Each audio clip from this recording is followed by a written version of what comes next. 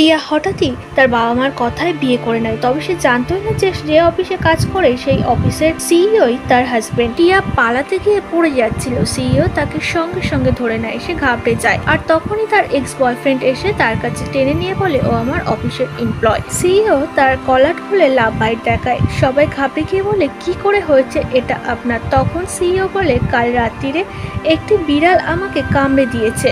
এটা শুনে সে একটু রেগে যায়, আমাকে বিড়ালের সাথে কম্পেয়ার করলো। সিইও তার রুমে ঢুকে বলে এক্ষুনি আমার রুমে এসো। যখন সিইওর রুমে তার লুকানো স্ত্রী যায়, সে কাছে ডাকে, কাছে ডেকে তাকে টেবিলে বসিয়ে দেয়। আর পায়ে যেহেতু তার চোট লেগেছে, পায়ে মলম দেওয়ার সঙ্গে সঙ্গে কলিং বেল বাজতে শুরু করে। টিয়া ঘাবড়ে যায় আর ভাবটাকে সবাই জেনে যাবে তাদের সম্পর্ক। সে তাড়াতাড়ি টেবিলের নিচে লুকিয়ে পড়ে। যারা এসেছিল তাদের মধ্যে ছিল টিয়ার এক্স বয়ফ্রেন্ডও। সিইও তার স্ত্রীর এক্স বয়ফ্রেন্ডকে জিজ্ঞাসা করে তোমাদের মধ্যে ঝগড়া কি করে হয়েছিল, ব্রেকআপ কি করে হয়েছিল? তার এক্স বয়ফ্রেন্ড বলে আমাদের মধ্যে ছোট ঝগড়াতে ব্রেকআপ হয়ে গেছিল। তখনই টিয়ার ফোন বেজে ওঠে, আর সঙ্গে সঙ্গে সিইও ফোনটা ধরে বলে আমার ফোনের সাউন্ড এটা। অ্যাসিস্ট্যান্ট বুঝতে পেরেই তার এক্স বয়ফ্রেন্ডকে সেখান থেকে নিয়ে যায়। টিয়া টেবিল থেকে উঠেই তার হাজবেন্ডকে বলে এক্ষুনি আমরা ধরা পড়ে যেতাম।